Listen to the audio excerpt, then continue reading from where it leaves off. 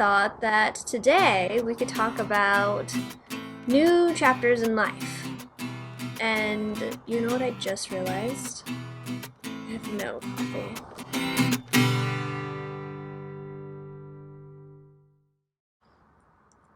Good morning, loves!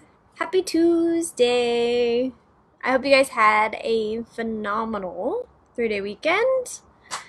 Yes! And for all of you that went back to school last week, it was kind of crazy. Every year they have this. Go back to school, 3-day weekend, and then back to school. Wow. Here we are. And exciting news! Canoe kiddos get to go back to school today. So that is all the buzz in our house is back to school. And so I thought that today we could talk about new chapters in life. And you know what I just realized? I have no coffee. Man, changing up my routine. We're all excited for back to school, and I didn't even grab any coffee yet this morning. That's okay. Yes, new chapters in life. Man, my collar's doing this weird thing. Hold on, let me fix it. Okay, are we there? Are we there yet? No, we're not there yet. That's okay. Yeah, new chapters. So, new chapters in life can be challenging, just like I've said about almost everything that I seem to talk about. These things are challenging, and that's okay. Also, another thing I've talked about before is how our brains love routines, and they love patterns, and they love things to be exactly as they think that they should be, and they're just in perfect rhythm, so that way it doesn't have to spend so much energy rethinking about how to do something.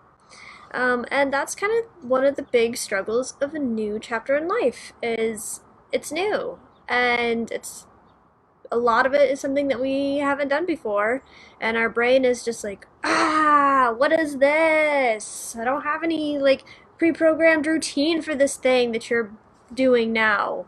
And so your brain kind of pitches a fit for a little bit, but that's all right, because you just reel it back in with a lot of other tools.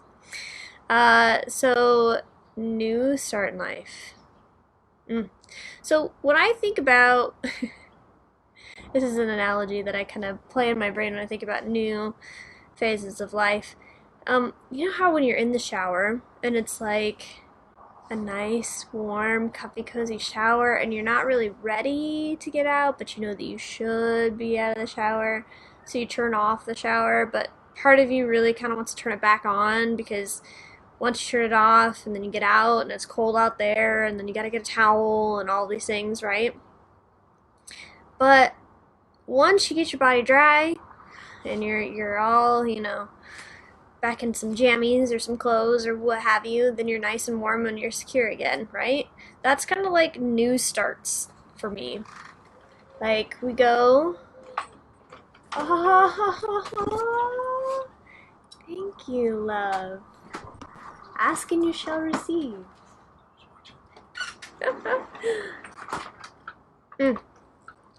Oh my gosh. Okay. Where was I? Oh, yes. Shower analogy. So, like, once you're out, like, it is freaking cold. Like, I hate the sensation once I'm freshly out of the shower. Some people might like it, but for me, it's like, ugh. Like, I just cannot dry and get dressed fast enough. But that's the thing. Once you dry yourself off, once you get dressed, then you're good again. And there's always that uncomfortable period of time between, what you're used to and what you're moving towards. And obviously, it's sometimes much longer than just drying yourself off and getting yourself dressed. Sometimes it's days, sometimes it's weeks, sometimes it's months, sometimes it's even years. Years that we are working on something to transition into something new. And that, my loves, is where our fear of letting things go really comes into play, is those big moves, those big changes in life. And I mean, Buddha talks about it all the time, being non-attached or having non-attachment. But here's the thing, attachment is okay.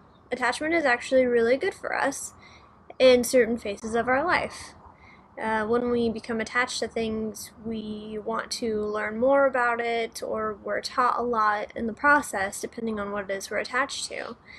And the attachment only becomes a problem when it is something that you have to let go of to move forward in life. When it's something that is holding you back from what it is you want to do or where you want to be, or if it's causing issues within relationships or work or what have you. Once it becomes a problem and it is something that you should let go of, that is when attachment is no good. It's just no good. We just can't have it. It's really interesting how, I mean, I see it in myself all the time, how I like to try to cling to certain things to make myself feel comfortable, especially in periods of transition. Like, I'm just like, yes, I will grab all the things that I know and I'm just gonna stay here. But then eventually I see it for what it is, and clarity is there, and then I slowly have to start letting go of those things. So I would love to hear about how you guys view transitions in life and how you guys help yourself through those times. I would say that even small transitions can cause us to really reflect and assess our lives, and that right there is a gift. So, even though transition times are kind of scary and a little uncomfortable, or a lot uncomfortable, depending on the transition and what the next step is and how big it is, there's always lessons to be learned, and there's always teachers there to give us the next message. So be on the lookout for that, guys. And like I said, I'd love to hear how you guys navigate transitions in life and stepping into new chapters, because that's what this is all about. It's all about connecting and sharing ideas, and that way we can all move forward together. On that note, I'm going to leave you because I'm going to enjoy this beautiful fresh cup of coffee and get my kiddos off to school for their first day. Yeah! Okay. Have a great Tuesday, everybody. Ta-ta!